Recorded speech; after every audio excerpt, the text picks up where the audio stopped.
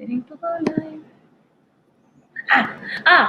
Thank you everyone and welcome to the Falcon and the Winter Soldier. This is the last podcast for the first season. This is the finale episode. This was an exciting episode. I am your host, Dana Abercrombie. I am joined by Mr. Richard Bailey Jr. How are you doing? Doing good, Dana. What's up, listeners and viewers? Mr. Tony Polanco. Hello, let us fly high. Mr. Carlos Romero. Yo, what's going on, people? And Mr. Chris Seeley. Hey, what's up, everyone? Glad to be here. Okay, now this was an exciting episode. It was, it wrapped up everyone's storyline, whether or not you agree or disagree. It attempted to wrap up everyone's storyline. We finally got to see Sam Wilson as Black Captain America. We also got to see Bucky kind of free of his, what would you call it? Depressive state. His mood was lifted. And we also got the most worst secret, horribly kept secret, which is Sharon was the power broker. After all, we all knew this. And Carly, we all knew, but she finally got her last ends. She was blown away. It was a very nice come to Jesus moment with him flying down with the wings and she's dead. But that's what we got. Let's just start it off right off the bat. Mr. Carlos Romero, how do you feel about that episode? Yeah, this episode, I think, a lot better than the previous one. The previous one was more, it started off with a bang, and then it just kind of like went down, and But this one, man, it just started and never stopped. It throughout the whole episode. It's just set piece, going action. It was crazy. I really enjoyed it. I will say this. We were making jokes, like the internet in general was making jokes because, Sam just kept getting his ass kicked.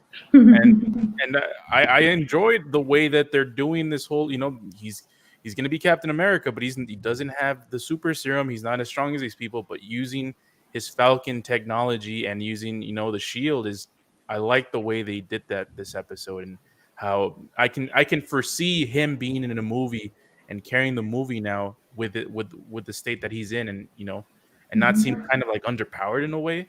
But yeah, I really enjoyed this episode. It was a good finale, and I'm curious to see, because I think everyone here knows more about the comics than I do. So I'm interested to see what some of these little nods and things that happened throughout the episode, how they would lead to in the future of the MCU. So yeah, great episode overall. Richard, any thoughts? Oh yeah, I also thought this was a excellent episode, excellent season finale. Just like Carlos said, very action packed from start to finish. I personally was satisfied with the way that a lot of the stories were wrapped up, so I don't have any issues with that. Very curious about what's going to happen moving forward with the series. I know we'll talk about it later, what happened in the little after credits scene, the information that we learned. So I look forward to that. But overall, yeah, I mean, and I agree that I was on the panel last week and I said, I didn't think the last week's episode was that bad. After watching this episode, though, it's like, well, obviously this episode, because this was the climax of the whole storyline, definitely on another level with the action and everything. But I did appreciate the build up to seeing Sam finally take up the shield and become the next Captain America. So I think they did an excellent job with that. Yes, it felt appropriate for the 6 episodes that they put together. So yeah, overall I was satisfied. So great season finale. All right, Mr. Chris Seeley. Hey, I thought it was a good way to close out the show. It was definitely better than last episode for sure. I'm glad that the Wakandans have a sense of patriotic styling, because I would have found it funnier if his suit looked like a variation of the Black Panther suit with wings. But yeah, they nailed it. They must have read the comics, so they got that right. And, It had some great features in it too. I was like I'm glad he got his little drone buddy. Was it Red Wing? He got Red Wing, him yeah. back. Yeah. And then like the suit had some nice features. Like his goggles had all this like kind of almost Stark tech in it. Like you could see all this stuff, and apparently his jets are very powerful enough to lift up a giant armored carrier. So we'll talk about that in a bit. But yeah, overall it was well done. Right. And Mr. Tony Polanco. Yeah, no, it was dope. A lot of action going on. I was surprised by how much they packed into it because, like, when like the main story was resolved, I was like, "Is that it?" Because I heard some people complaining that it felt too rushed, and then I looked. I'm like, "Oh shit! There's still 20 minutes left. Fantastic!" So they wrapped up everything pretty well. There's only one storyline I was a little disappointed by, which we're gonna get into. But I think you guys know who my favorite character is in the show. That's why I was disappointed. Like, I wanted a little bit better resolution to this, but overall, everything that happened with Sam was dope. That was great. Again, you see him finally getting open because he like that video somebody posted was fantastic. Sam got his ass washed every time, you know. Every movie he appeared in, every episode, getting fucked up, you know. So it was good, like seeing him finally get in there. And I love how 5 minutes in, my man comes in. They're like, "Yo, it's Black Falcon." Like, "No, motherfucker, Captain America." You know, check them real quick. You know, that was dope. The whole thing with Isaiah, and I will get into it. But the whole thing with Isaiah was good because again, like Isaiah was talking all this stuff, and not that I don't disagree with him. I just wanted Sam to push back, but now Sam didn't have to tell him that things are different. He showed him that things were different. You know, so that was dope. That was good. And then the whole thing with Sharon Carr, like you said, we saw that shit coming a mile away. You know. And Dana, shout out to you. You're the one that called it first, you know? Oh, whoa, really? I wasn't even thinking about it. Yeah, I called that. Wait, was it? I thought it was Dana. Yeah. No, it was him. Oh, it was Chris? It was Chris. Wait, I'm giving it to Dana because she looks better than you, Chris, you know? No, but no, for real, though, it's like you called it, and because I never even thought about it. It never even crossed my mind. And then then you said it was like, oh shit, yeah. I was, by the way, shout out to Paris Lily because I was arguing with him about it. He's like, no, she's not the power broker. She's not the power broker, you know. So turned out that way, and it was good stuff. And we saw the little, you know, post credit scene or whatever. The Bucky thing was good too, you know. We'll get into all that, but overall, very solid episode, very good end to the series. Hey Tony, I have a question for you. Uh-oh. Since I haven't, this is my first episode being part of this Falcon and Winter Soldier recap show. I don't know what your favorite character is. Really? True. Does anybody want to tell me? Should I? Because now I'm going to put one of you motherfuckers on the spot. Let's see how much attention you've been paying. You know, I'm not Dana. She already knows. Rich, who do you think my favorite character has been? Like just the way I've been talking, because you've been on all of these. Well, I would say that character's weapon of choice appears in the logo of the show. Yes. Yes. You know, Captain and he had America. Captain America. Yay. You know, Rich, I love it. You know, we saw that fucking Dollar Tree shield this week. You know? I love how it was in battle for 1 second and was destroyed. but yeah, Carlos, he's right. It's, John Walker's been my motherfucking dude. You know why, Carlos? Because I root for the guy, but I know he's gonna fuck up, and I want to see the fuck up. You know, he's up. You know, when he walks into a scene, you're like, all right, John, I want you to do the right thing, bro. But I want to see how you're gonna fuck this up because he's gonna give it to you, man, every time. But this week he let me. He didn't disappoint me. He was good, like, man. Yeah, like you know, we'll get into it. But there's that one scene where you see, you know, what's her face, little orphan Annie and shit. He's trying to kill her. So she's running away, and you think, John, save the people, bro. Save the people. Fuck that bitch. Save the people, bro. And he gets in there. He saves them. Like, that's right, son. Go, John Walker. I was very happy about that. But you know, we'll get into some of the other stuff that happens. But yeah, overall, great episode. All right. Well, for me, overall, I didn't like it. Oh, really? Oh, that's controversial. That's controversial. I thought it was disjointed. It felt rushed. It was thrown together. That mid-credit scene, which we'll get into, felt like an afterthought. I did not give a fart about Sharon Carter. She came across as being extremely weak. I don't know what the plans are for Captain America 4, in case no one knows. I was going to jump into this a little bit later, but for those who don't know, it was announced that we are getting a Captain America 4. My banner things are not working right now, but just picture. There you go. Captain America 4, and is going to be written by Michael Spellman, who is the head writer for the Falcon and the Winter Soldier, or the Captain America and the Winter Soldier. But yeah, I thought that it needed more episodes. But they did not fully flesh this out for me. The John Walker character, it's really weird, but I didn't think of him as a villain. Finally, it was until this episode I thought he was but yeah, I didn't like it. Well, I want a different host. I want a different host. Mutiny. I'm offended right now. Here's the thing. No. I will agree with that. I will agree with this show did not have enough episodes to fully flesh it out. Like I had said this earlier, I wanted flashbacks for John Walker and Lamar. I wanted to see their relationship, their tours of duty, and how he earned the shield. It's just like that senator went, oh, hey, that guy over there, he's Captain America.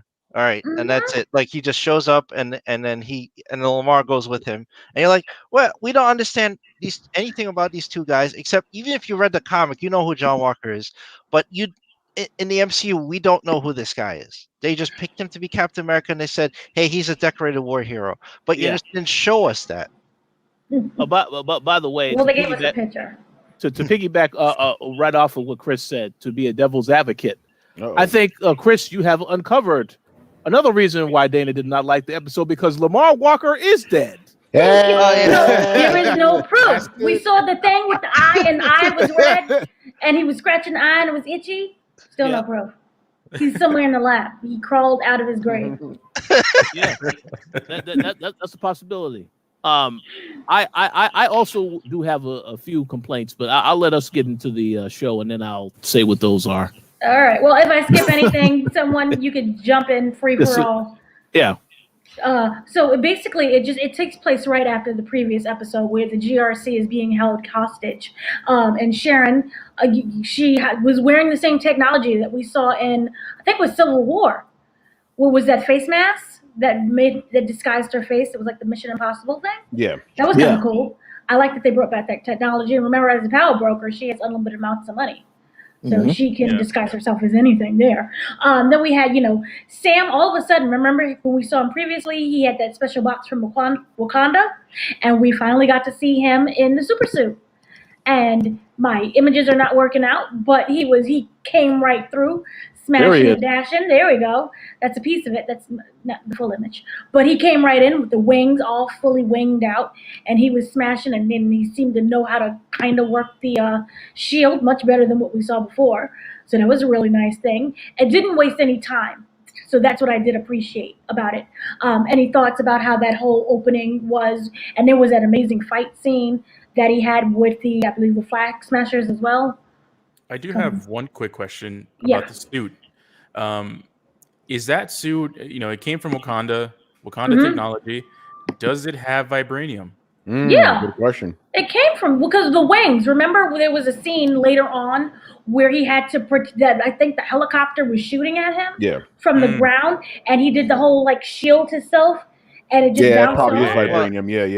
Yeah. He also was able to brace himself against a crashing helicopter. That's right. The helicopter literally hit him and bounced off. So there we go. So that changes everything. Yeah, so I really like the suit. The suit looked pretty dope.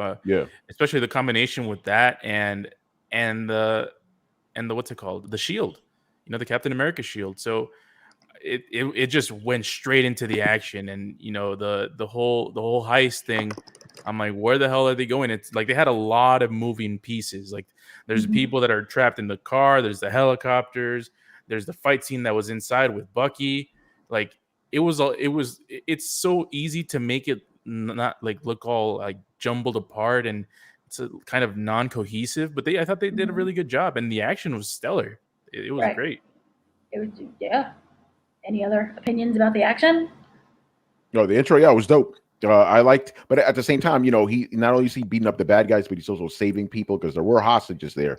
So that was good, him doing that. But yeah, just from the jump, it's like, okay, now he's really beating the shit out of these people. Because remember, even though he has that fancy suit, he's still a regular guy. He doesn't have superpowers or anything. So it was good, like going one-on-one on these guys. So that was good. And again, right off the bat, like I'm Captain America, bro. Like I like that shit. He stated that fully, because I was wondering, like, are they going to drag the whole episode before he finally accepted? Like, nope, I'm motherfucking Captain America now, bro. I got this shield. This is a genuine article. I'll tell you what, Tony. I was a bit concerned when he fought Batroc in the building because I'm like, okay, so I remember the Winter Soldier movie, and Batroc took on Steve Rogers. Yeah, that's right. Hand to hand, like you made him put it on the shield. So I was like, all right, what's gonna happen? Because is he gonna mess with his mind and tell him to put down the shield and then beat his ass? Because I'm like, okay, you sent me that thing, and I'm like, yes, he really hasn't won a fight yet. So I was worried about that, but no, he did at least beat him to a standstill, and then he had to fly off because he had to rescue the hostages. So they didn't resolve that fight conclusively. No, they for me, this is also another thing. The whole Batroc situation, he didn't get any kind of shine. That fight scene to me felt lame. The whole character, he kind of just dropped in, like, I'm going to come, you owe me money, and that was just it. And then we kind of like never really see from him again. I think he gets shot or something. But yeah, Sharon Carter kills him. Yeah, and then that's just like that's it. I think that is a very valid point because we saw that character the first episode of the season. You saw him in the previous episode having the conversation with Carly, and then you see him again in this episode. So I do agree they could have did a lot more to establish and have a much better fight between him and Sam. And so I agree with that. They also established, she says to him, I have spies everywhere or something, and then just like she just disregards him like it's just nothing. So he got cheated.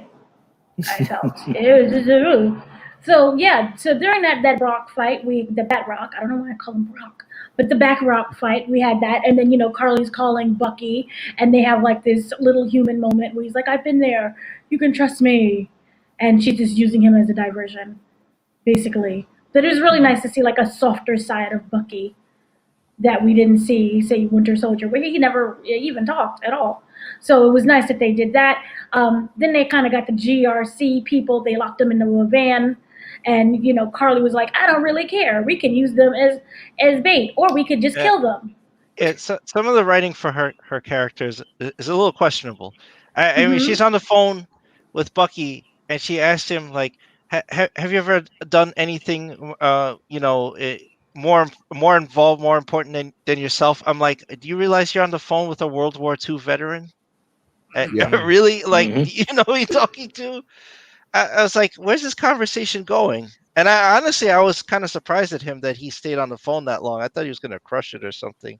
But he literally got cartoon distracted and then had to steal a motorcycle to like catch up to everyone. That was kind of cute. And also they used Sharon was using the mercury vapor, which is an actual real thing.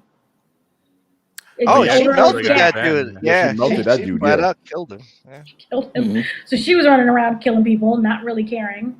And Carly was trying to attempt to be brave and badass. It just didn't work. I didn't know. It was cute. It was like a little girl basically saying, I'm going to come and kill all of you. So, yeah. I'm not sure how you guys felt with Carly in this whole episode before. You already know how I feel about her in general, That you love. She's my favorite character. Yeah, but I'm glad. I did not care for this woman at all. I thought she was stupid, and I was very happy when she finally died. So that was good. But but you're right. It's about she was like kind of being inconsistent, but at the same time, it's like it's a fucking millennial. What do you expect? So wait, millennial? You heard? No, she's a Gen Z. Yeah. Gen Z is that what she is? She's like 17. What? That's even at most? That's worse then. No wonder she's all over the place. So you just reinforce what I just said. So it's like I'm glad we finally don't have to deal with it, because I was afraid like, please don't let her live. I don't want to deal with this shit anymore. Little orphan Annie. So I'm glad she's on. So I mean, they resolved her storyline kind of, sort of, but I don't know, whatever. I did, the only complaint is I wish he would have died more brutally, because he just got shot in the stomach, and then that was it, I tell you, I knew John Walker wasn't going to kill her because I was like, I'm sensing they're going to redeem him, and they did. So yeah, they did. Yeah. So I was like, he's not going to kill her, and then it's fine because Sharon Carter is mustache twirling if she could by the end of this episode. Like when she walked out of that courtroom, she might as well have put on a dark cape and started laughing. I think I'm with I guess I'm with everyone here. Yeah, Carly's probably the worst part of this show. Yes. Her intent. I mean, obviously you can understand sort of, there's a lot of refugees that are being misplaced in the world. They all banded together after the blimp, and they just got forgotten, and they don't know what to do with them. But doing what she did, it's like it's hard to see where a lot of her backstory, like they don't kind of like Chris was talking about how they didn't show John Walker and Lamar's scenes and like how he was a hero and their relationship and their bond because he went to their family when they died and everything and they had this moment. Like it would have been interesting to see like those types of flashbacks to see like how they were built, those relationships. With Carly, it's like like we just got that one backstory and it's like, oh, like her foster mother died and there's like all of these people surrounding her that you don't even know anything about. And at the end, you're like even questioning whether they're even loyal to her or the cause. Oh, go ahead, Rich. Oh, no. I was going to say I agree. I didn't want to cut anybody off. I just was going to say, I guess that's why they shoehorned in a previous episode where they try to make you care about the character, where she's talking about all this stuff to try to gain sympathy with Sam. And then still turns out to be evil anyway. So that's, I guess, why that was in there. See, that's even what I had a problem with as well. Because the first thing that you learn in film school or in writing, you show, you don't tell. And all Carly did throughout the series was monologue. And I think it would have been more effective. Because even with WandaVision, we saw like the little glimpse. Remember when they went on Halloween trick-or-treating? And then we saw like a war zone. And it was dressed as like the Avengers. That right there even tells a lot. So it doesn't have to be this long, drawn-out backstory, but just show us something to make us care. They showed more of when they was in the neighborhood with the little kids, where Zemo was basically, getting with all of the kids. They showed more of that of a connection of a neighborhood. Zemo seemed more connected to that place than Carly did. So yeah, I agree. That's a good point. And she's definitely the and her people trying to redeem her, like, Sam was trying to redeem her, Bucky was trying to redeem her. It's hard to, find a redeeming quality of someone that you don't know what their qualities are. Like it's like they're trying to redeem something we don't know. They saw something that wasn't really present, wasn't fleshed out, and Zemo even said she was irredeemable. That was the words he used in episode 4. He said she's irredeemable, and he turned out to be right. Also, she insulted Lamar. How many years are you going to have to wait for Lamar to get a statue? Where's Lamar's statue?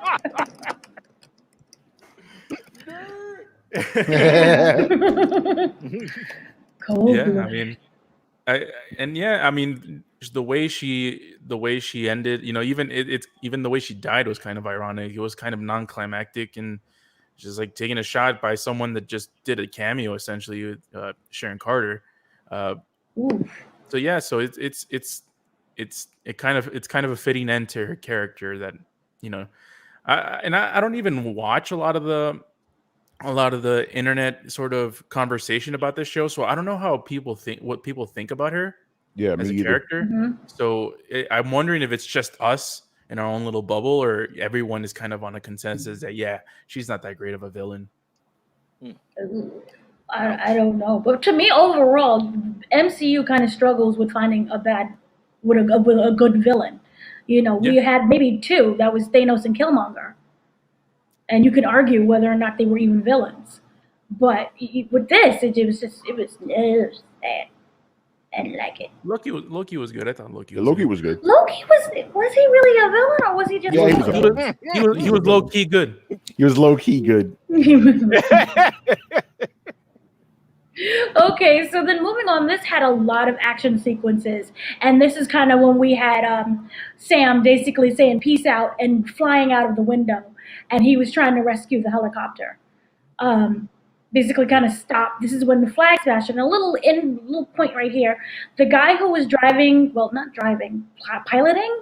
the helicopter in that scene, his name, forgot his name, I'm sorry, but I interviewed him, and that will be later on. It's for another movie, but he talks about his experience during filming of that, and you know, so I interviewed him for another movie that he was a lead in for Reefa.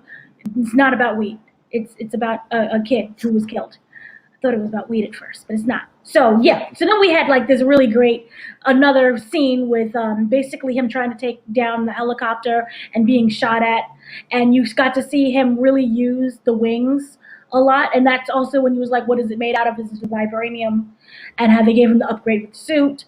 And I thought that was a really great scene. They filmed it really well. All of the action sequences, cinematography was it was crisp.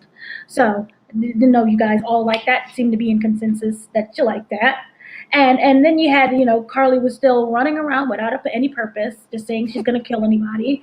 And then if she would have killed someone, I think maybe then I would have taken her seriously, but she didn't. And it really didn't seem like her fellow flag smashers was like excited about that. They was like, no, what are you doing? So again, it just made it really weak for me, at least. So then kind of jumping around that, you had like, this was a really great point that I wanted to bring up really quickly, was Bucky was running around saving people, and they actually stopped and said thank you, and Bucky looked beyond surprised, because remember, he's been used to like trying to kill people. So to get that thank you, that reward was like, oh, wow, look like I do. So you kind of see him in that one little moment, that little moment of growth about that. He's a superhero now. Yeah. Huh? He's a superhero now. He's a superhero now. He's avenging. Yeah, he's not a villain anymore. Another great villain for another great MCU movie. That's true. But was he really a villain? Yeah, it's kind of grayish, but he was an antagonist. Yeah, that's better. That's a better term. Yeah. So then all of a sudden we had what was it? Carly was trying to set up with the truck. Remember, it was the truck. Maybe she could create a diversion by causing the truck to fall down, and basically, I guess they would die that way. But then that's when all of a sudden we had fake Captain America come in. My boy. Yep. So you're excited about that, Tony. So explain that excitement. Yeah. Again, I like John Walker just because of how like complex he is. It's like you don't know what this guy's. You don't know if he's gonna do the right thing or the bad thing. Like he tries to do the right thing, but he usually ends up doing something very horrible, like decapitating a motherfucker in a square. But that I liked how he came in, because I was wondering, because the whole episode was going on, but where's John Walker at? Where's he at? Where's he at? He shows up. I guess he was watching the news that day. He's like, oh shit, they're downtown. Let me go down there. Fuck some shit up. So he goes out there, but I wanted him to get a little bit more open though. He got a little fucked up too quick, like and I did want his fight scene with Carly to last longer too. Like I thought it was very abbreviated.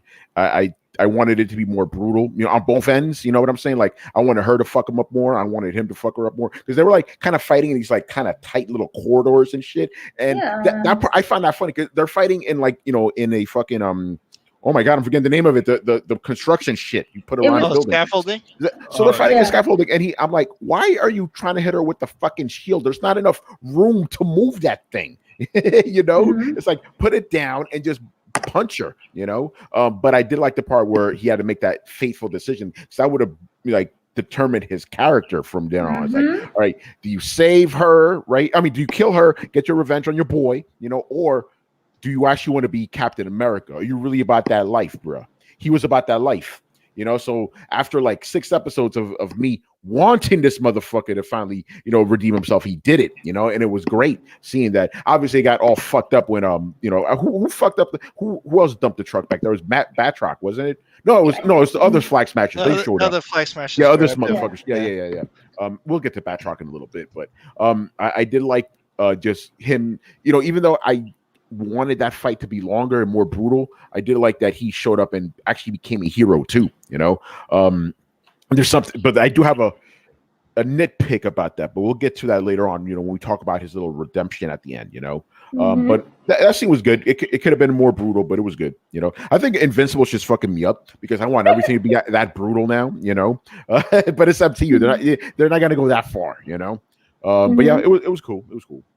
Anyone else about that fight with Carly? Yeah, I have a comment.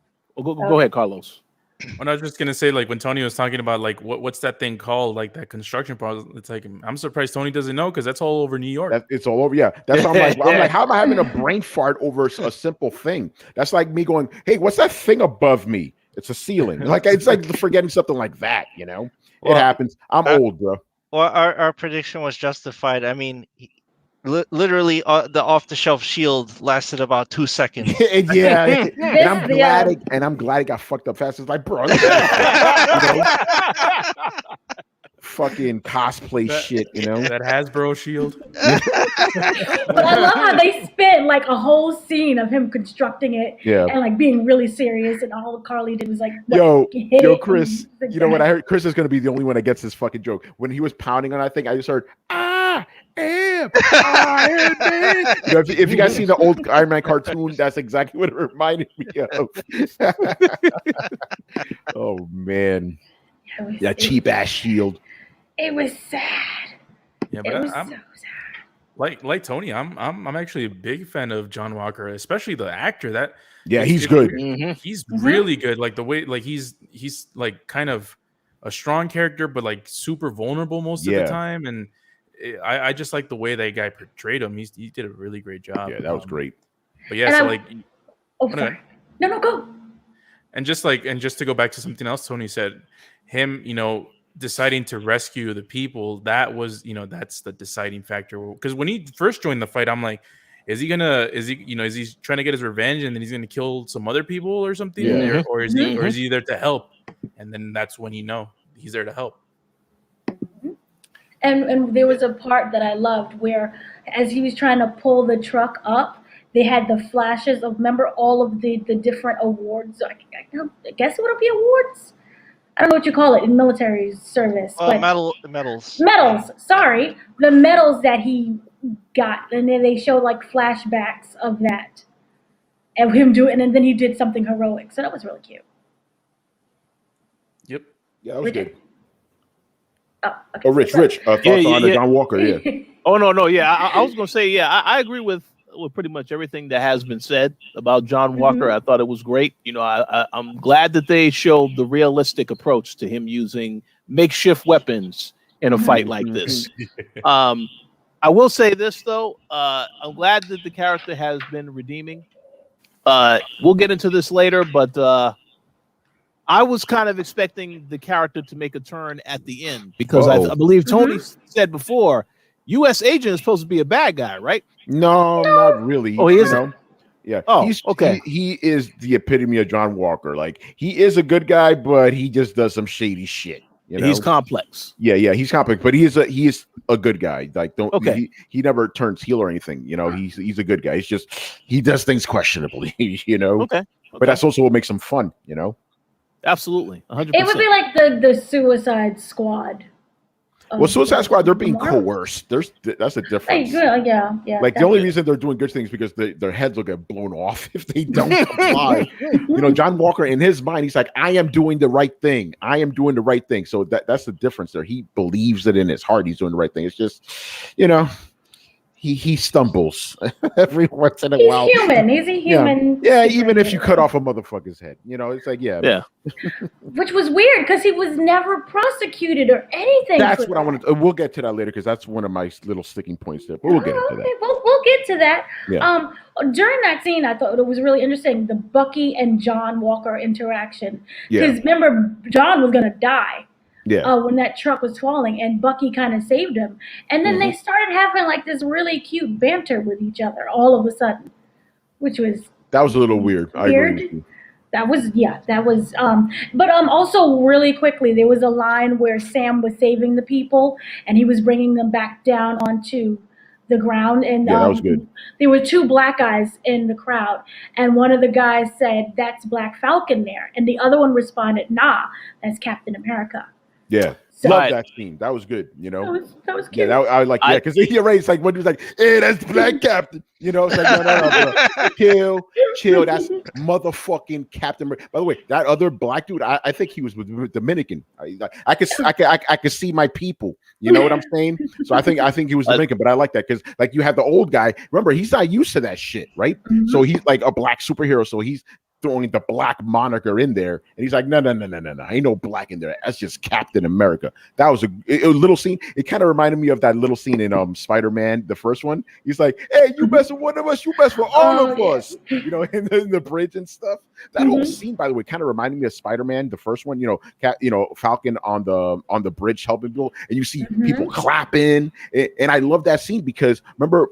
Isaiah last week was like, they'll never accept a black Captain America. Everybody was like, fuck yeah, that's Captain America right there. That was awesome. That was really good. Rejected. Yeah. I want to make a comment on that particular thing. I like the scene. I think Marvel uses it a little too much because we just saw that in Spider-Man Miles Morales at the very end of the game. It said, hey, that's our Spider-Man. It's it's not exactly 100% the same, but it's very similar.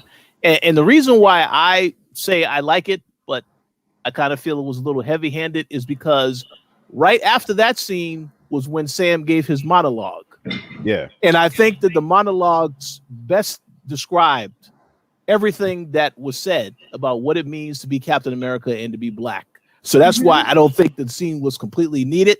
But I'm totally fine with them having it in there. That's just my personal opinion. Yeah, I want to say this, Rich. I actually 100% agree with you, but I just like the scene. So I'll forgive it. Like for example, you see a movie and shit. It's like the villain is like a woman and shit. It's like, man, this species died, but she looks fucking good, so you want to keep her around. It's like you don't need that, but you're with it anyway, even if it doesn't fit the story. Because his monologue itself was fine, but I still like that little scene. Because again, it's showing here's how the old mentality works, and this is the new mentality. I got you. And in a way, it also encapsulates the whole worldviews of Isaiah and Sam, right? Isaiah was the old guy. He's like, nah, they'll never accept you. They'll never accept you, And then the new view is like, listen, so we got to work through some shit here, but it's going to be all right, because all this shit, like he said, all these things that we have suffered through will be for nothing if we don't keep fighting. And that's a great fucking message. So I'm glad that, Falcon, when he was talking to the Senate, and I like how, he put that senator in his place too, Yeah, yes, he did. Absolutely. Sam, he got too much class though, but I wanted him to slap him a little bit too, like, no, bitch, but he can't do that because he's Captain America. Angry black man. He can't do that. But it's not even about being angry American. It's like, you're Captain America now, man. You got to rise above it. And he did an excellent job. Again, even the other senator was like, yo, that motherfucker's Captain America, bro. Like, they didn't even question it, And I love that little scene where somebody's like, yo, Cap. And you're like, hey, they're talking to you, man. Because he wasn't used to it yet. That was really cool. Any other thoughts, Carlos, Chris? I just think the monologue scene went on a little too long. I agree with Rich. Like this sentiment has been repeated, so I think he could have gotten that message across that hey, do you see the parallels between the Flag Smashers and the GRC?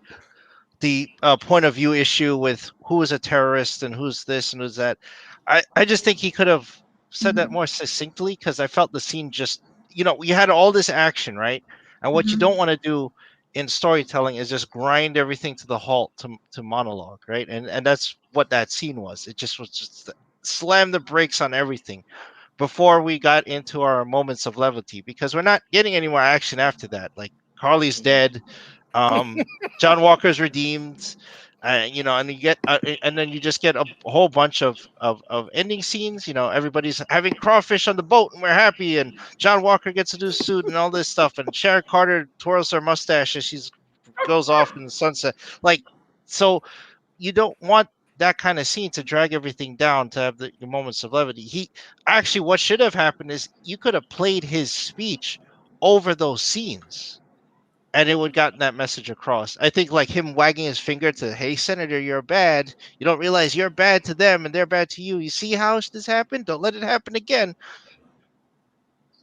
So that's how I felt about that scene. Well, Yeah. Yo, by the way, I just want to throw this in here real quick. I think that scene went out a little too long because they know they're going to make a YouTube clip out of it. So it's like, we gotta have a circle legs and post it on the Marvel account. Yeah, that's possible. Yeah, that's a high possibility. It went on a bit long for Again, me. I like the spirit of it, but yeah, somebody could have edited that shit. You know? Yeah, that's true. And also it was because of the overall message of the show, it kind of felt, some people were saying that it felt preachy. A little bit. It was bordering on it. I agree. Like they was hammering it in repeatedly. So yeah. So right before that though, it was really interesting because John almost died. Yes. Carly threw a spear that was meant for John, and Bucky ended up catching it, which saved John's life. And then that's when Sam came down and just did the whole boomerang thing with the shield and knocked out Carly for that moment. Yeah. So that was, again, that's kind of like this respect where they never really hated each other. They just couldn't stand each other, but it wasn't technically John's fault. Yeah. Because, Sam said no the first time. So they needed someone to bring someone in to offer in, I don't know, hope to America or the world. So that was a nice little gesture that they had. And then again, more bantering between the two of them. So then this is when we have the big Sharon Carter moment that was supposed to be the big reveal that we all knew it was. It was like the Agatha all along moment for the series, where like literally it was me, but we all knew because just how everything was. Is this the same in the comics or like anything like this in the comics? Sharon Carter as the Power Broker. No, Power Broker is a different character. But it's just the way this series was going. You're like, that's her. That's her. Because they're not going to introduce just a random person. They're going to use somebody they already know. Right. Here's a weird thing. I think that she's still not the Power Broker. But she literally said she is. Right, but I think she's assuming the identity to say that she is the Power Broker. Because if you listened, we'll jump back to this later. There was a phone call. Every time she does something that's, that moving pieces, it's big. She always seems to make a phone call to someone. So maybe Marvel is not being that, basic, and it's actually someone else, and she's assuming that identity in order to get the pieces moving for whomever the Power Broker really is. Because if you listen to at the end of the mid-credit scene, remember she's on the phone and she's informing, and that person to me doesn't feel like it's an accountant. It feels like someone who is actually in charge of something, and she may be the right-hand woman. Or I know who the real Power Broker is. It's Hopkins. He's the real Power Broker. Oh. He's behind the whole thing. We'll see him in What If. So I have a question. I think if I'm not mistaken, there's a Power Broker in Guardians of the Galaxy, right? Yeah. Mm-hmm. And it nothing to do with each other, right? There's just one in there. No. Okay. Just making sure. Was he a Power Broker? Or was it like the other, the Belicio del Toro? That's the collector. That's the collector. Yeah. That's the collector. Okay. Yeah, but Power Broker is just like a generic term. That's like calling somebody like loan shark. You have a bunch of different kind of loan sharks, Okay. Yeah, I mean, because she was the Power Broker of that city. I forgot the name of the city. Marjapur. In Madripoor, yeah. Madripoor. So Power Broker is I was about to basically call a it Kowloon City. That's the Kowloon City, but that's what Madripoor is based on. It's inspired by Kowloon City, yeah. which actually came from X-Men. Madripoor, I believe Yeah, that's where it started. Yeah. That's what it started. It was X-Men. But yeah, Madripoor was based on the real life Kowloon City. I don't think that city exists anymore, but it was basically that type of deal. Right. And Power Broker actually is not a person; it's a corporation. Really? That provides individuals with superhuman physical abilities for a price. So since we don't have the serum anymore, which we'll get back with that conversation at the end, but that's kind of, it's a network. It's a corporation. It's like the Google of I have criminals. another question. Mhm. This city, it was kind of like from what I could tell, it's like based on like an Asian city somewhere in Asia, maybe like Hong Kong or something. I don't know. Yeah, pretty much.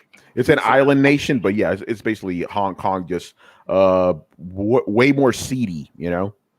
Gotcha. Okay. You know, lots of illegal activities going on in there. It's like a free for all, basically. Yeah, basically, yeah. It's like if you've seen The Wire, it's Amsterdam. Yeah, like basically, because I believe in the comics it was like founded by pirates, and that's just kept going. You know, she has a bunch of criminals running it, and they have their own laws. So, which is why Sharon, remember, you can't extradite anyone there. Yeah, exactly. So that's why Sharon was like, yeah, I love it. So anyone with that big Sharon scene, we have where she and Carly have this conversation where, she recruited Carly, and Carly is saying, I worked for you, everything was great until you decided that you wanted to basically work for yourself and you wanted to gain power just for yourself, and I was trying to work for all of humanity and trying to basically level the playing field for us poor folk.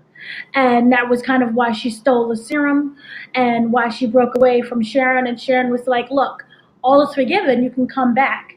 And they kind of had this stare down with the guns, and you didn't know what was going to happen. It was they tried to make it tense, but I really didn't care because I don't care about Carly and I didn't really care about Sharon.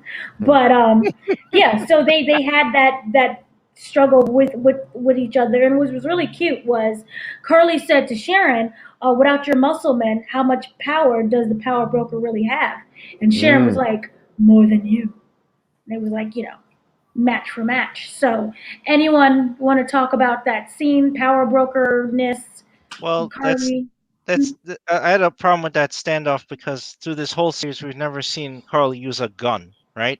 She's killed people with everything else. She killed poor Lamar with a punch. She's thrown objects. She has super soldier strength. She's never used a gun, but we know Sharon Carter is an impeccable shot. They made a point of it at the end of Winter Soldier when she transferred from Shield was done and she transferred to the CIA, and she's able to put holes through one hole in a target. She can shoot that well. So this is not a fight you want to get into with her. Like, I don't care if you're a super soldier. She's like a crack shot. So I'm like, okay, so having a standoff with a gun when you have someone who's a super soldier, I was like, this fight should be different. And then Batroc shows up and he has a gun. And I'm like, oh, you have a Mexican standoff, but you have one person who's a super soldier. How is this going to work? And then they just shoot each other. So I was very disappointed. Very true. Never thought of that. And it was Good blocked point. weird as well. Anyone else? Yeah, no, it was weird. It's like, why are you using a gun? You're a super soldier. Like, she literally could have just did like a dash or something and disarmed Sharon and broke her gun or something. You know what I'm saying? She could have broke her arm. Also, there's a scene earlier where she does that to someone else and she breaks the gun. I'm like, so she could have done that. You see her do this, but yet they just have a old-fashioned standoff. And I'm like, this is fine for ordinary people. You have a superhuman here. Like, this fight needs to be more epic. And Sharon Carter either needs to pull out mercury vapor or some other technology to save her ass right now. But she doesn't. They just shoot each other. Yeah. Like, don't get me wrong. Like, the show already established that Carly could be killed by guns, but it's like she still moves really fast, So it's like it would have been good, even though I still wanted to see her die. She should have just run at her and use her powers. Little weird. Well, it's one of the things that that for me, like, I have a couple of nitpicks, but like I think my biggest nitpick, it might even be more than a nitpick, is just how the super soldiers don't run fast for the most part. Yeah. Like whenever they're, traversing through whatever, they're trying to fight each other, they're running towards a direction. It looks like they're just running at a normal person's speed. Mhm. Yeah, So maybe she couldn't dash, No, they can. This is the problem with movie convenience, right? It's like when they need to run at car speeds, they're able to, and then when they're just a whole bunch of them on foot, and then maybe Sam Wilson is chasing them, then all of a sudden they can run only at people speeds. It's like, Right. which is it? Like, be consistent. Mhm. Either they can run faster than a car, or they can't. So that's a problem with story inconsistency. Yeah. Mhm. And I know another pet peeve of mine again was the whole they told instead of showing, show don't tell, where we get this entire story where she took Carly in and basically they were close. Well, she looked after her, and I did not feel any kind of connection at all between these two, because I don't know, but it would come across that they cared for each other until everything went to poop. But they didn't show any of that to me. It didn't feel like Carly had any kind of chemistry with any of the cast. I mean, the phone calls maybe, but that scene that was supposed to be an important moment, and then someone that we don't know how long she was staying with Sharon, and so to up and shoot her like she did, was there any feeling behind that? Was there any kind of sadness for Carly? Carly kept saying she's willing to die, but again, everything just seemed rushed. Anyone else? I mean, well, obviously Sharon Carter didn't feel sadness when she blew her away. No, but I just felt like there's no anything between those two. Yeah. Like, how long was she living with her? Yeah, I think it would have been more interesting if in that scene, if when Batroc showed up, Sharon Carter should have said, "I'll pay you 4 times what I." If those words left her mouth, like, "Hey, I'll pay you 4 times what I agreed on if you capture her," and then have Batroc and her fight, because we know, okay, he took on Steve Rogers hand to hand and he kind of held his own. So maybe he'd have some tricks up his sleeve. He'd do some crazy shit. Maybe, I don't know, whip out some, I don't know, French tools. I have no idea. Just do something. Do something a little different than what we've seen. And then at the end, when he loses, inevitably she would beat him, right? And that's when Sharon Carter could have shot her, right? That would have been a more interesting scene. Like, just shoot her in the back or whatever. It's like, yeah, bitch, I am the power broker, and he shoots her. And it was like really weird because he tried to extort her for the 4 times the pay, and she wasn't saying anything. She's like, I don't negotiate with terrorists. I don't know. She said some corny line. I'm like, this is corny. This is not how like a hidden villain should speak. She should have had a completely different set of dialogue for that situation once her cover was blown. Yeah, it was not good at all. So then, basically she was shot, and it wasn't like we didn't know. For me, it wasn't clear who shot her at first, because I didn't know if it was between Batroc or Sharon. But basically she was shot, and Sam was all sad, and she basically just died in his arms. And that's when we had like this huge, I would equate it to like this Jesus thing where like the light shines down as he's flying and then bringing her down to the ground moment, and her little, she's all lit up real nice. Which is weird that wouldn't have happened. And if this was filmed in the 80s, she would have been shot and fallen off a dam or something. Like there would be no epic moment him bringing her to an ambulance. She would have had a falling death. This is Disney. Yeah, villains have falling deaths. I was like, I was robbed of a falling death. No, someone did fall, but no one died though. No, that guy just fell in the water. He was, and then later on they went, "Hey, Cap, can you go pick up the guy you left in the river?" And how do they? What's that? You see why I just could not like the series. It really was a mess. I'm just glad they didn't forget that guy. I was like, what happened to the dude in the river? I thought he was dead. He dropped in the river. Yeah, no, he was a super soldier. I was like, this motherfucker's still alive. So I'm glad they at least brought that up. It's like, yeah, he's still alive. Go get him. But we don't don't see him. Which made it even. Well, It's like, oh, go get him, but we don't see him. that is a consistent problem with the show. We are told a lot of things. Yeah. We're not showing it. Yeah, So- see? Yeah. So it's good. So it's good to address all of this now, so that they know what not to do with Captain America 4. Mm. Yeah. You better film everything. I don't want to hear a story in an elevator. That was a lot of this movie. That I always go back like to the Star Wars prequels. It's like Yeah. Mhm. we're supposed to get that Anakin Skywalker and Obi-Wan have this great relationship, and they've had all these adventures, which is told to us in a 10-minute scene in an elevator. Mhm. I'm like, don't do that.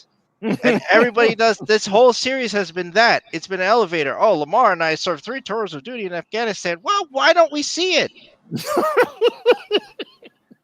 That's like, yes, Carly, remember when I took you in Marchapur and did all what? Really? Are you only telling us that now? Yeah, Oh, yeah, that and- was another big issue. Yeah, that I had Yeah, as well. and then this scene in the picture here where she's like, she tells her, oh, I'm sorry. I'm like, bitch, no, you're not sorry. You just tried to kill him. Don't lie.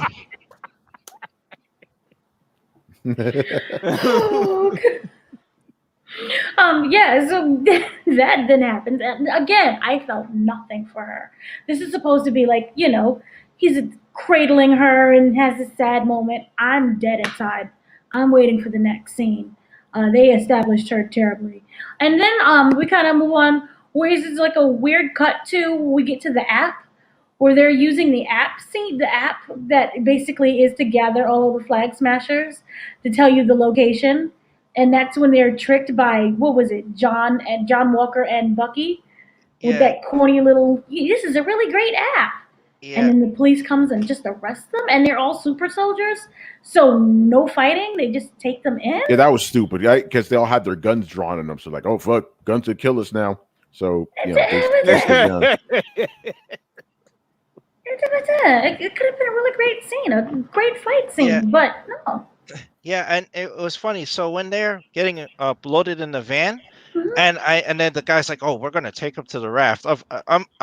I'm sorry. I guess you skip courts now when you take super soldiers away. You're just gonna take them to prison.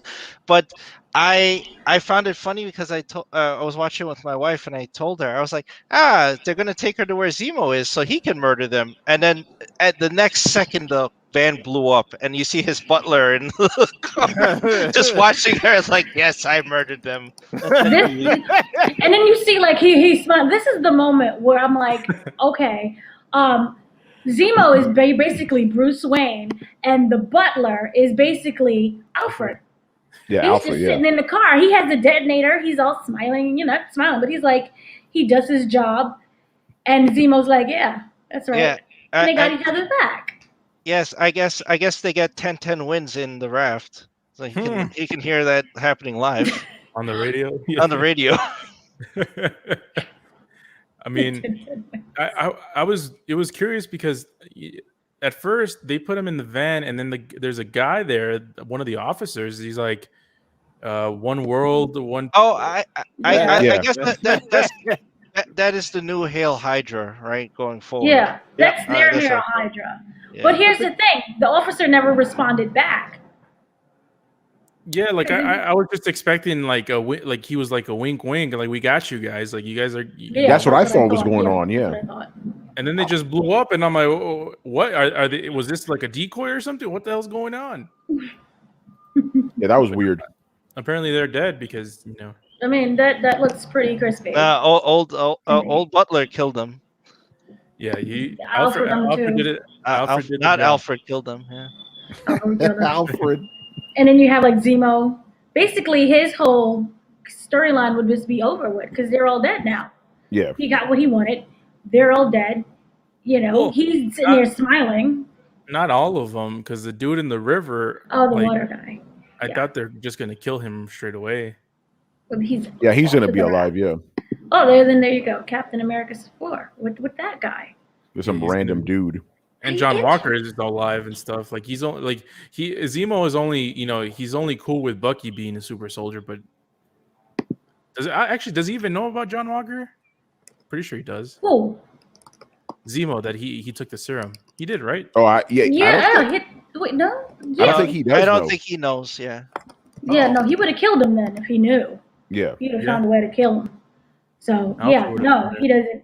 He doesn't really know. So we get that whole scene. There's another speech where like the whole terrorist scene, where Sam is, he addressed the GRC, and he's telling them to stop calling them the refugees terrorist, which is a nod to what's going on today.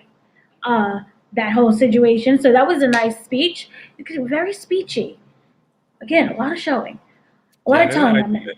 I think this was like something that we covered earlier about how he's talking about with the back and forth with the senator and the Yeah, that was the senator, and then like the being black and helpless. He knows what he's like.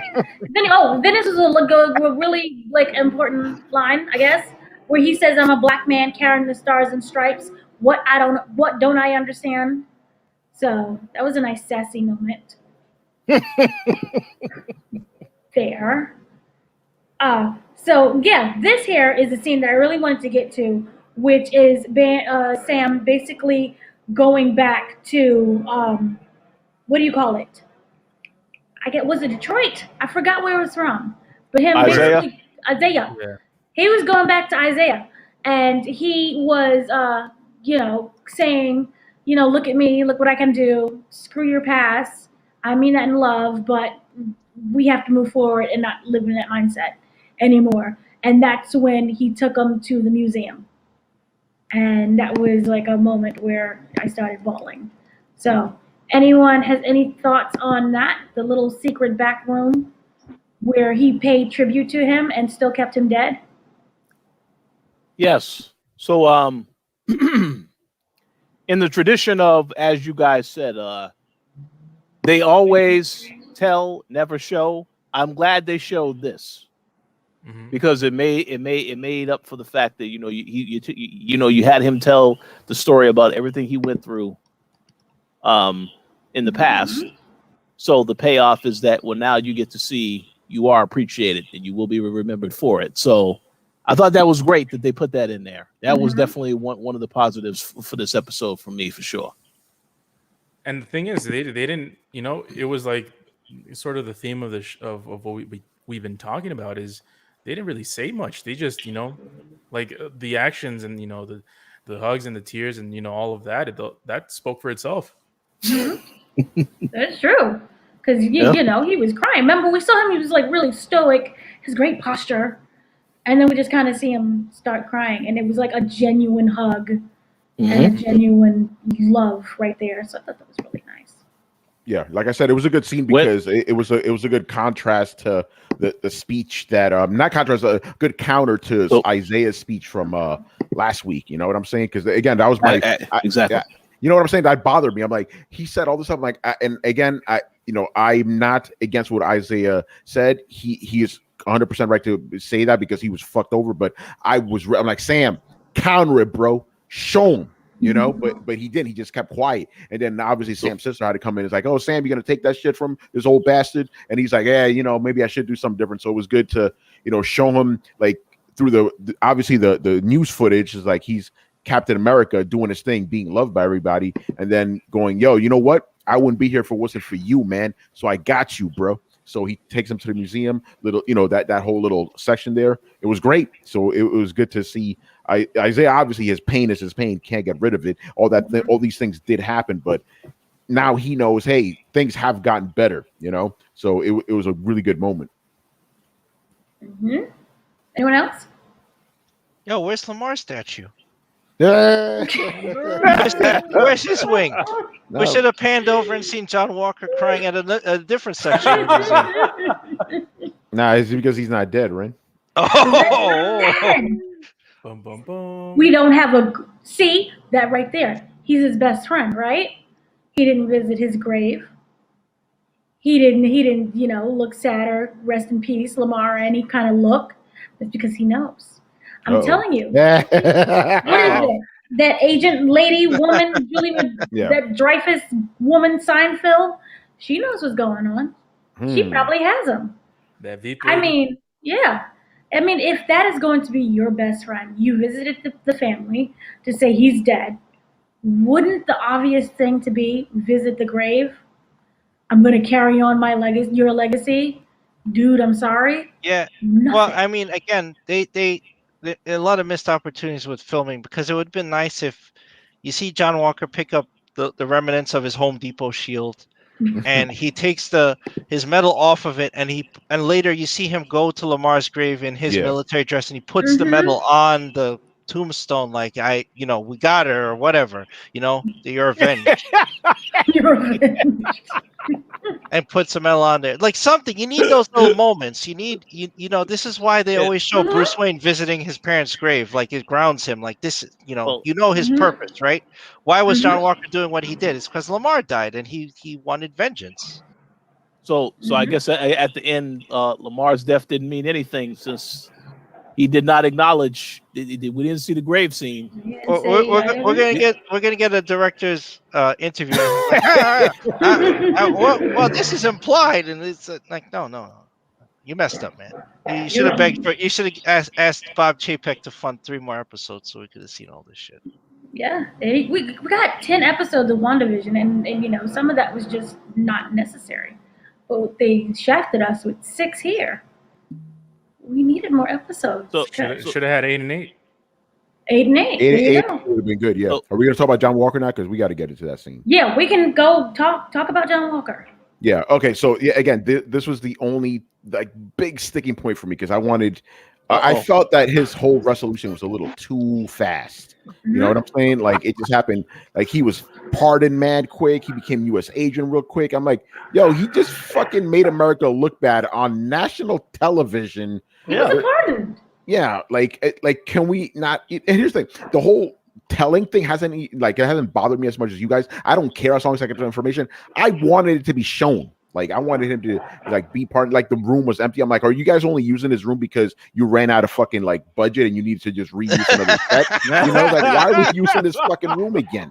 Because why use that unless the senators were there to do all this other stuff? So and it also just seemed like I wanted him to struggle with it a little bit. He just seemed a little, even though he wanted it, I still wanted to see some kind of hesitancy. It's like, or I should say a little bit like, yeah, I got this, but fuck, Lamar's dead. I would have wanted a little bit more reservation room, but instead he's like, that's right, I'm U.S. agent. Let's fucking go. It's like, all right, bro, slow your roll down a little bit. Like, you earned that through your boy's blood. So, so that was a little bit kind of annoying, just how they kind of just rushed it or whatever. It's like, come on, to me, again, I may be just saying this because he was my favorite character in the series, but I just wanted that scene to just go on a little longer. Like, cut about a minute off the Sam speech, then give that to John Walker, and we'd have been good, Yeah.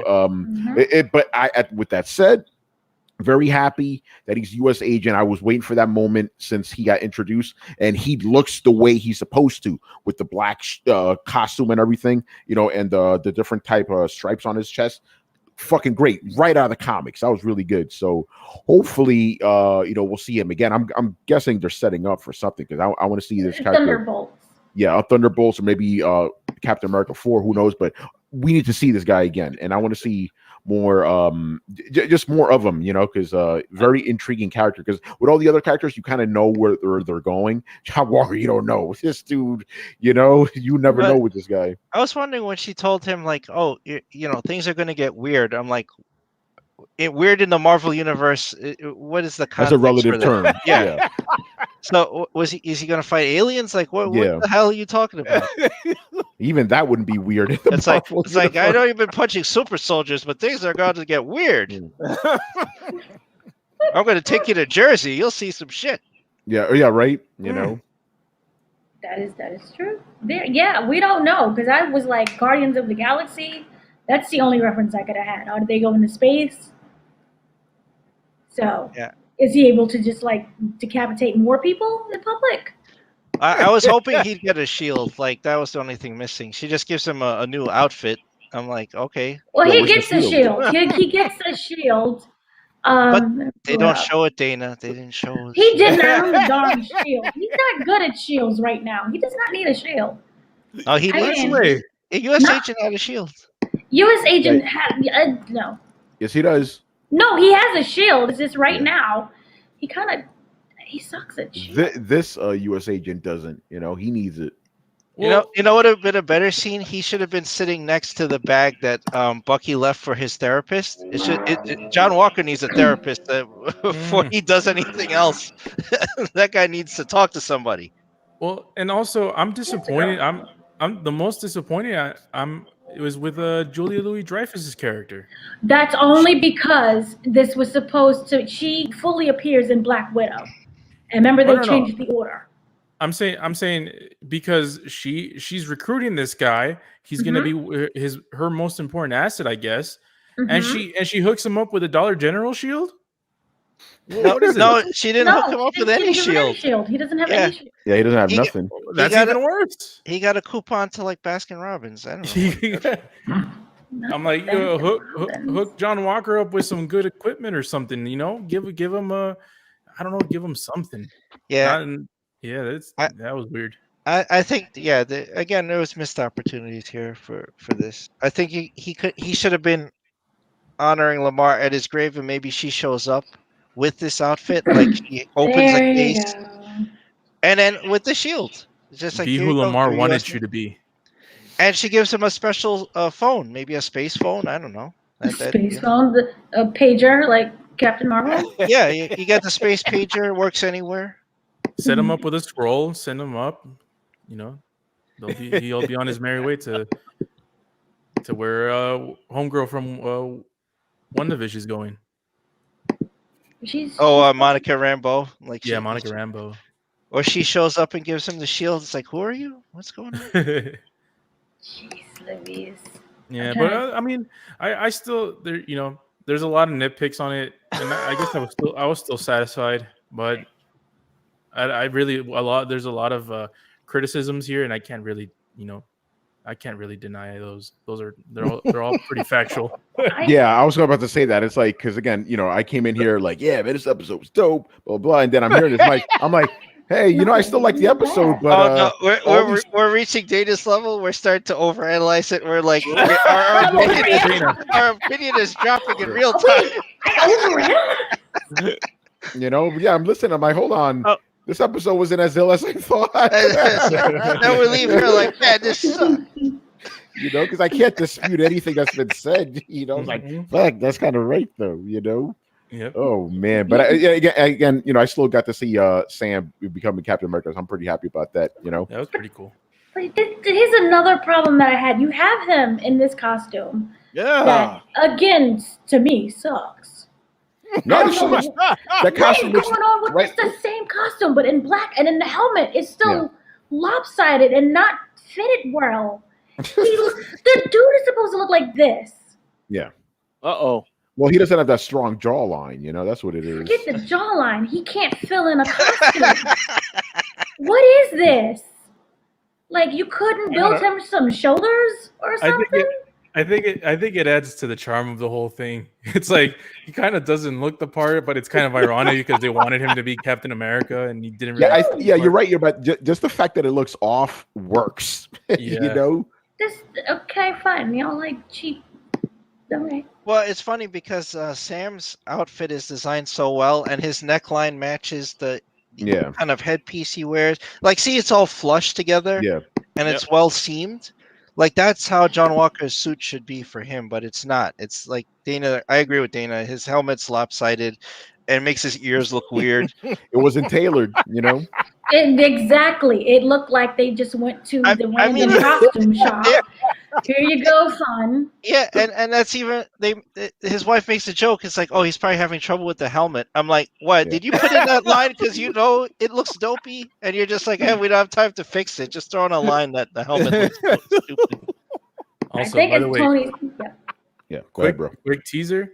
I will, when we do our final thoughts, I will be saying something controversial. Uh-oh. Uh-oh. So then you like this because everyone else doesn't, and this is crap. But okay. Whatever.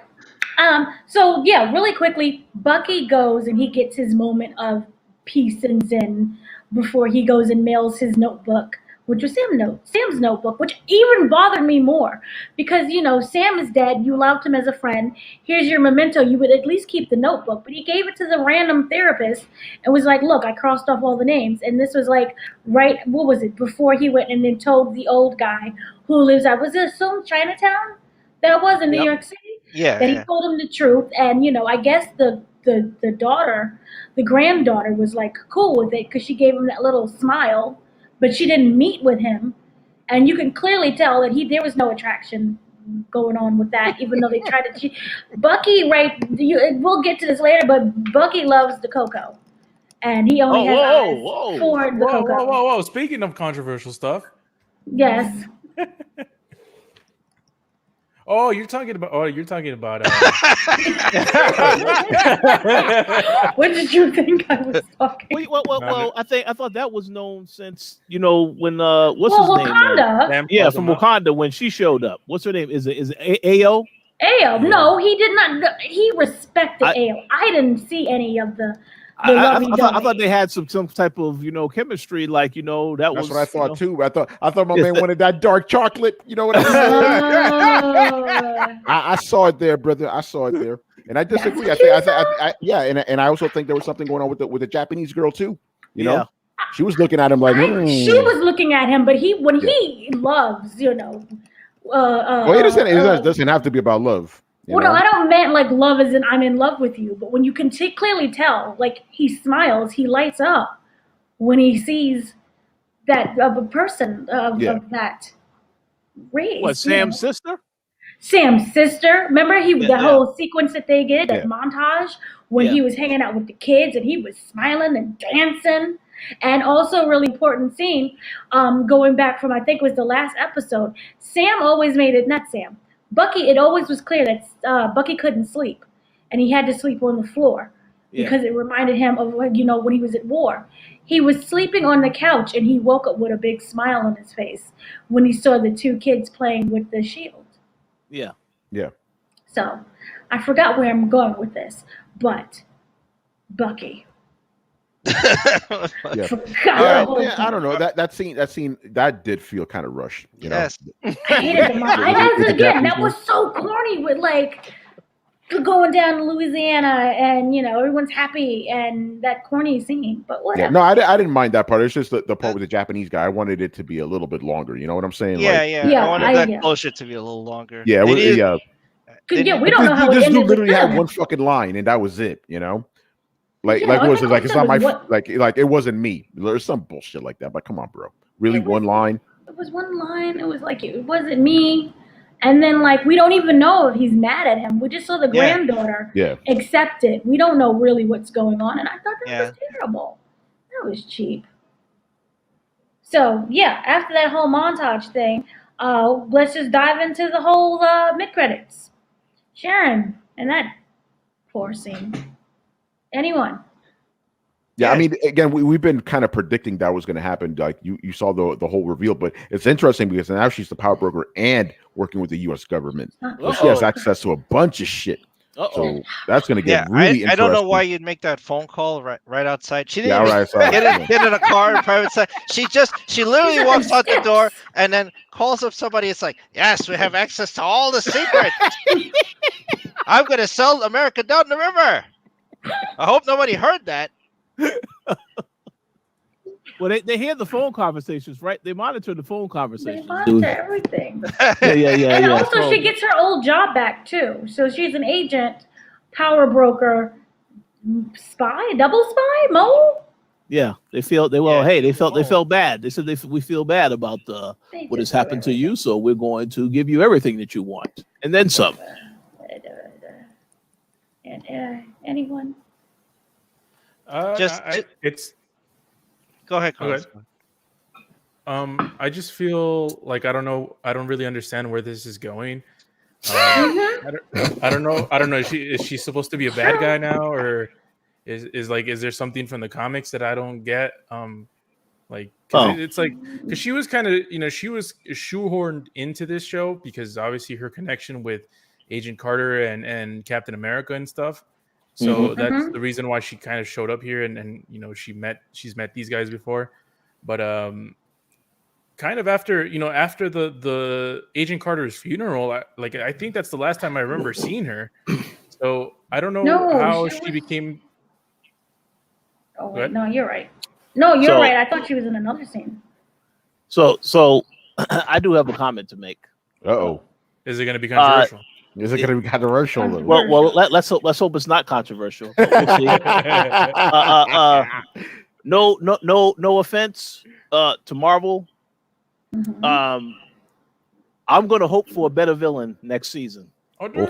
No, my MCU Yeah. can't do the villains, We right? need a better villain. I don't want her. If she is involved, that's fine. But there has to be a better, more formidable villain for Sam and Bucky to face.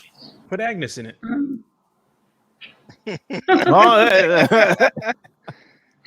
Yeah, she'll be back.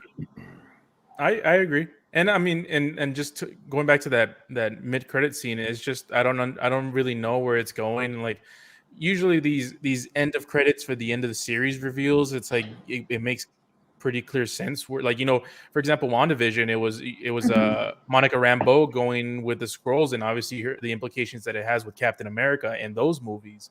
Mhm. But with what's her name? With Carter, I don't know what she's gonna do, what she's gonna be involved with. Obviously, Chris mentioned at the beginning, is like, yeah, she's doing her bad guy twirly mustache thing. It's like, okay, Mhm. Captain Obvious, So yeah, I don't know where this is going. And usually with end credit scenes, exactly, like, okay, it makes plenty of sense. Like, oh, this is implications for the the Captain Marvel movie or the Spider-Man movie or whatever. This one, I just don't what know. the fuck is going on back there? Oh, I'm sorry. I didn't know you guys could hear that because I had. Yes, we can. I thought that was Disney about to Yeah, right. taking us down for talking shit. I just think, yeah, if you're setting up Sharon Carter to be the villain for something, it wasn't clear. What she's like, I'm going to sell state secrets. I'm like, oh, is that super villain Right. worthy?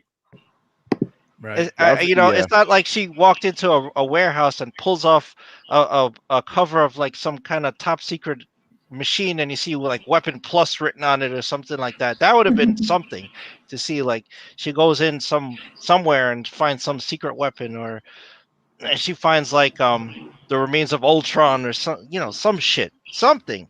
Mm-hmm. Mhm. Oh, yeah. I agree. I thought the whole thing fell flat. I don't know what she's doing. I don't care for her as a villain. I'm cool if she like bounces and does her own thing. And then the whole thing with Captain America 4, I don't know if they're gonna translate her scene, and that's what we're gonna see in the movie they just announced, or is she gonna just be another tie into what is it? We're getting another season. We have to get another season of this show. So It's just yeah, gonna be I don't called know. And then Fred 215 said they're gonna put Thanos in it. So yeah. Well, they need a better villain. It doesn't get better than that. there you go. Yep. We're gonna have a whole episode on the boat. That's what we. Yeah, and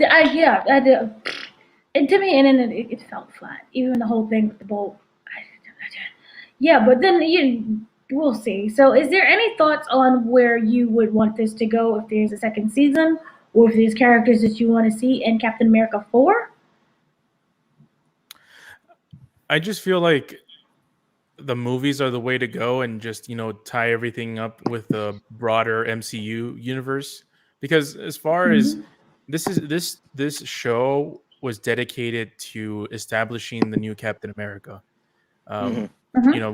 After Endgame, Cap gave away his shield to Sam, and we're all like, how is he going to feel about it? How is that takes a show to establish. It's not like a movie where it's just like another Captain America origin story. I think it was better done here, and also with Bucky, reliving his monsters and sort of moving on from being the Winter Soldier. I think the show kind of did all of that and wrapped it up. So I don't really see anywhere they could actually go in terms of a TV show. But if there's a movie, I think it'd be better if there's a movie where there's bigger stakes. They're part of either the bigger universe with the Avengers and that kind of situations. I think that would be better suited instead of a second season. But that's just Right. me. But they wrapped up WandaVision better than they wrapped this up. I mean, she's got the Yeah. Darkhold, so there's so much potential for that. And we know she's in Doctor Strange too. Mhm. And for all we know, she could end up being the villain of Doctor Strange too. Yeah. There's a lot to think about. But I think, who is the villain now going into Captain America 4? I don't know. Very good question. Maybe it's Alfred. It's Hero's Butler. Yeah, I'm going to agree with Carlos on this one. I think, go with the movie. Like, I'm not against seeing another season of this, but I want the movie to be the fallout or lead, follow up to the events that happen in this, So definitely want to see Sam fully being Captain America. I want to see what's going on with Bucky. Got to have my boy John Walker back, and get up, set up a really good villain. Here's the thing: I want Sharon Carter to be an antagonist, but I don't want her to be the main villain because I don't think she could carry a movie being a villain. You need something or someone bigger and badder, maybe an organization or something. Plus, we've never seen her being bad. Everything she's done in the show was, to help out the good guys. Yeah, so it wouldn't really work. You know what I'm saying? So I think we need to get a new villain, new organization in there. No more of that Flag Smasher stuff. That whole thing was stupid. So that's what I want to see. I want to see just bigger scope. And I guess is Batroc officially dead? Because I don't know if he was shot. We didn't see him if he's dead. Yeah, if he's officially dead, that's a corny way to fucking die. So you got to bring George St. Pierre back. Yeah, bring him back. No, he's dead. He got shot. What do you think, Rich? So I agree. Maybe we don't need a second season, but definitely Captain America 4. One thing that I want to mention that I think we all are aware of, we didn't really bring it up. I want to see the story of how Elijah becomes Patriot. That's in Young Avengers. Well, see, because the thing is, I understand that with Young Avengers. I don't know if they're going to wait to Young Avengers to show that, because it kind of feels like that could happen before, but then Young Avengers, because I don't really know what the goal is with Young Avengers. If it's going to show them operating as a team or if it's going to be origin stories, because we've already in WandaVision, you saw her two sons, which are part of that team. We have Hawkeye, which is coming out later this year. And of course, his daughter is going to be a part of that team. So it kind of feels like they are building up Young Avengers right now. And Ant-Man. And Ant-Man as well, yes. And speaking of Ant-Man, I think they've already confirmed that Kang the Conqueror is the next major villain. Whoa. So if you're going to have a Captain America 4, I want to see how Kang the Conqueror impacts all of these characters in different ways, because they said he's the big villain to replace Thanos. So I want to see how they're going to take that storyline and have it impact all of the characters in the universe. Hold on.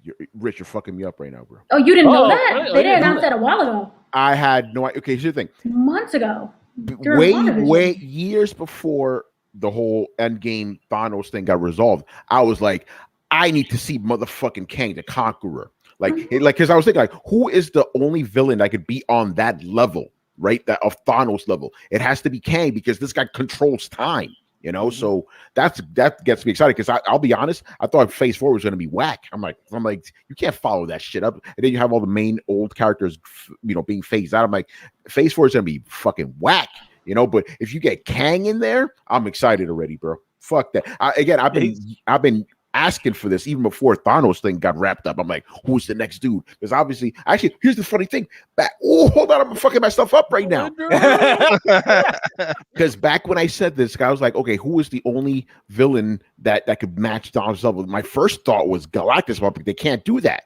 Now they actually can. Fuck. Wait, so then this means... hold on. Oh, I can't right now. I'm fucking myself up. This means you don't know that they're going to connect Kang directly to Loki series. Yeah, I'm not really worried about Loki, but I'm just realizing. No, I'm telling you, that's how they introduce him. Now I have to watch the show because I was gonna skip it. I'm like, okay, I got it. How are you gonna skip it when you're gonna host the recap show? I'm not Dana shit right there, bro. And also, just to let you know, Tony. Yeah. From what I understand, unless this has changed, he is the main villain in the next Ant-Man movie. The Quantumanium. Kang the Conqueror. Yeah. No. Oh my god, bro. Yo, this is a dream come true. Kang the Conqueror is the shit.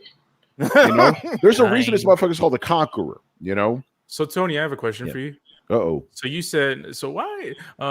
So you said Galactus, they can't do him. No, that's what I said. That's what I said years ago when because I was like, okay, who could be the next in line? I'm like, okay, they can't go do Galactus because of the Fox thing. Okay, it has to be Kang the Conqueror. Yeah, but then obviously, I'm like, hold on, they could do Kang and fucking Galactus now. Oh, I can't right now. I can't. This podcast is over. I'm done. I can't anymore. I can't. You fucked me up. Getting back on track. Yeah, that's a good villain because that. And there's so many versions of him too. You know, Immortus and fucking Dr. Doom. Oh my god, I'm dying right now. I can't do this. Oh, you're really serious. Okay. Yes. I'm trying to pull up the photo because the character in Loki is played by the actress Gugu Mothra Raw. And Mothra what? I can't pronounce the child's name. It's they're pretty, they're nice, as well known. Anyway, her character is, what is the name? Is the girlfriend to Kang. So that's how they end up connecting it. Interesting. Yeah, she's a Ravona. What is it? Ravona? Ravonna? Ravana. Yeah. So that's how they connected, and he will. Oh, I gotta watch the show now. Yeah, you really did not know. Okay. Yeah, because I'm like, what's this story? What's this Loki shit gonna be about? You know, it's the from which connects directly to Doctor Strange 3. Yeah, if he goes into the future, he's gonna meet Kang. Yeah, because it's also him. You know, he's not even in this universe right now. I don't know what he's gonna do with the Tesseract, but if he's gonna come to this universe or what? Yeah, interesting. Yeah. All right. Sorry to sidetrack. You fucked me up, Rich. But that, in a good way. In a good way. Anyway, continue, Dave. Yeah. So watch Loki because it will connect to. We're doing a spoiler cast for it. Let's fucking go. In June 11th is when it starts. Okay. So what's that? 2 months or so? I don't know. A month and a half. So we have going on. Yeah, 6 weeks or something. 6 weeks or so. Really quickly, because this is just my theory. Nope, that's the wrong photo. But my theory, remember, it's no longer called the Falcon and the Winter Soldier. Yes, it's Captain America. And the Winter Soldier, which is weird because that he still considers himself Winter Soldier, at least a title, even though he says he's not that anymore. That's just Disney. Yeah, it's Disney. Okay, so it's for marketing. It's for marketing. It's for marketing. Disney's being Disney, but this is when they have the opportunity to lay the groundwork for Isaiah. That may be the title of the next movie, right there. That could be the title, Captain America and the Winter Soldier. That could be it. Yeah, that could be it. The only difference is because we have Captain America, Winter Soldier. Now this will be Captain America and the Winter Soldier. Yeah, I was about to say that. I was like, oh shit, they're messing with the names, man. Yeah, exactly. And and also going like, yo, this was the GOAT Captain America movie. That's the GOAT one. You know. Wait, it's not called Civil War. Come on, man. Oh, so hey, that was a good fucking movie though. That was a good movie though, man. But with that one, this is how we can get, because going back to Isaiah Bradley, he seemed to be really at peace with the whole situation. He may not agree with it, but he's at peace with it. And I can see him teaching the Patriot and the other kids, or at least training them in the next season. And then also on top of that, we have the Diego guy. He ends up becoming Falcon #2. So it's a lot of different moving parts and a lot of different characters. Remember, he was listening to the speech. Then we have the bad guy who somehow survived being drowned. He's going to be involved. So I don't know if that's where they're going to bring him over to the movie or with the series. So season 2. So there's a lot of possibilities and a lot of different parts that they introduced. And then there's also, again, Thunderbolts, which is a theory. And then we have the U.S. agent thing going on with Seinfeld. What's Seinfeld? I can't pronounce Elaine. I can't pronounce her name for some reason, so she's Seinfeld. So real quick, because I have to drop. Yeah, we Okay. got to get going too. I'm gonna say my controversial thing because I Let's really go. have to Okay. drop right now. Let's hear that. So we started this last couple of weeks with the show called Invincible and the show called now I'm messed up. Falcon and the Winter Soldier. Mhm. At first, I preferred Invincible because I just thought it started off way better than this show. Then Falcon and Winter Soldier stepped up its game. And I'm like, oh, I prefer Falcon and the Winter Soldier. After the finale, comparing the finale of this show and comparing the latest episode of Invincible, I will say the winner. And I don't foresee anything changing this, even regardless of whatever happens in the next episode of Invincible. It could be the worst. They could be going to a high school or another university. Invincible's last episode was fucking amazing, and I'm like, I think that's over the top. It's won the war. Falcon and Soldier gave it a run for its money. It's a great show.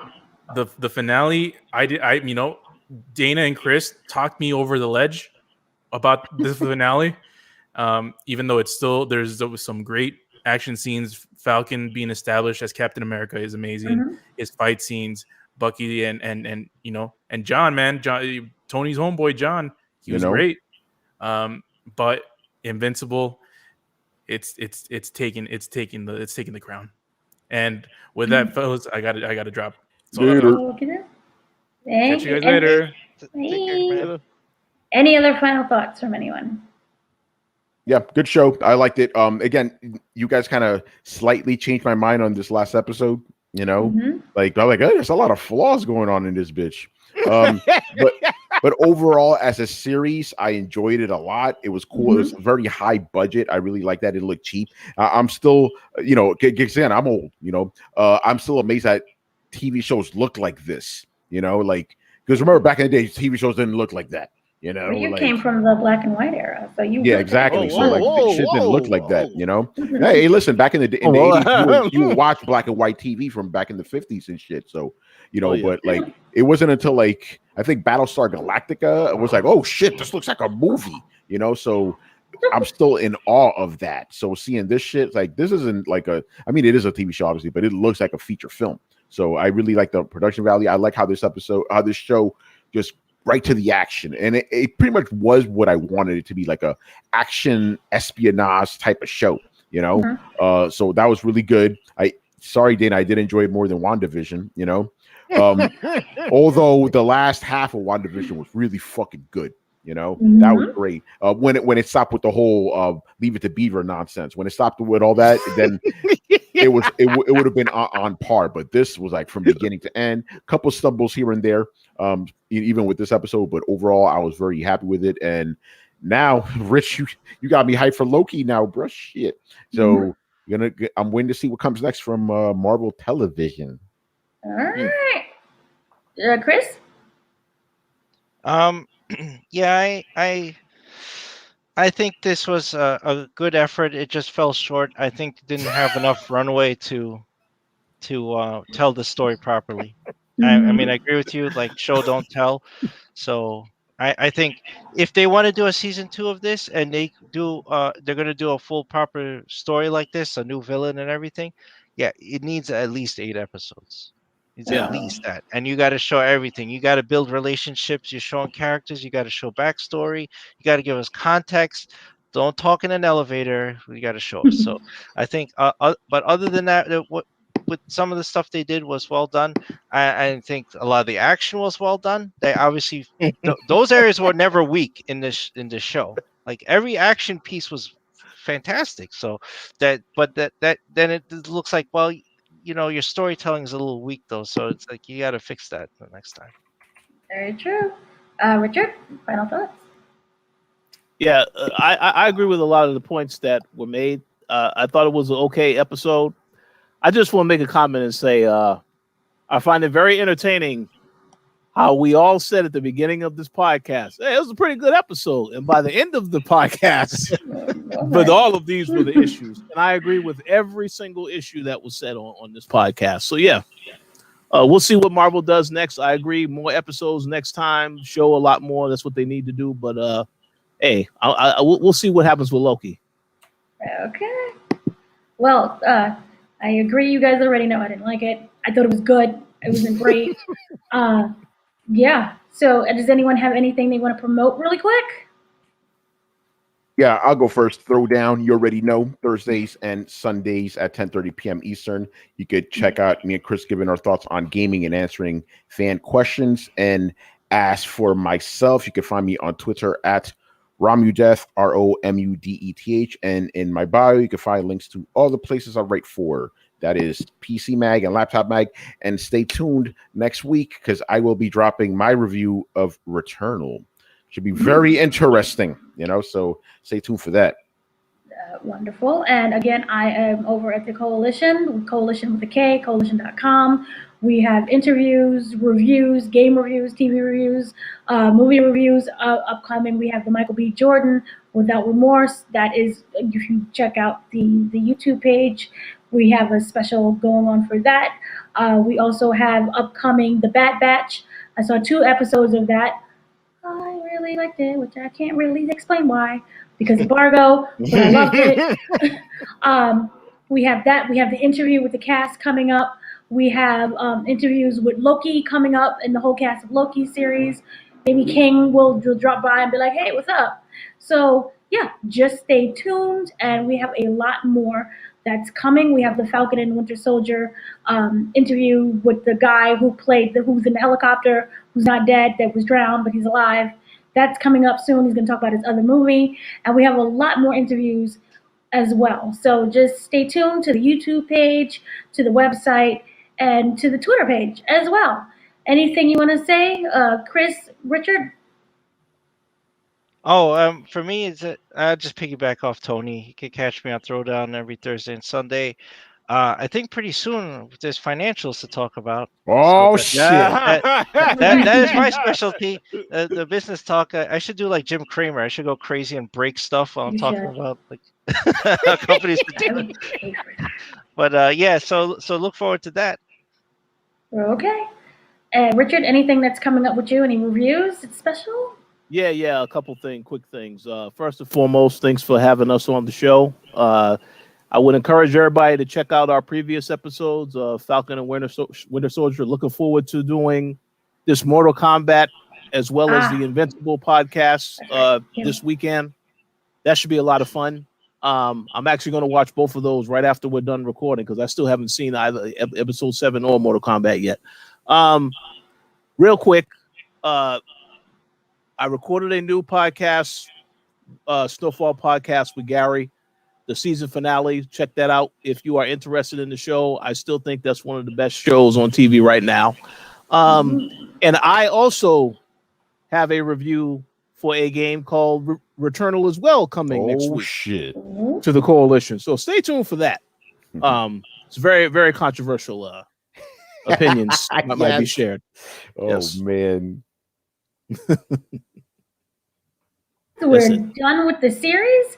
Everyone have a great day, a great afternoon, evening, whatever time you're watching us. Thank you for joining us, and we'll catch you tomorrow for The Invincible, which will be on Saturday, and on Sunday we're going to talk about Mortal Kombat. Mortal Kombat! Oh, man. Let's go. Let us go. So, yeah, thank you for checking us out, and just stay tuned. All right, guys.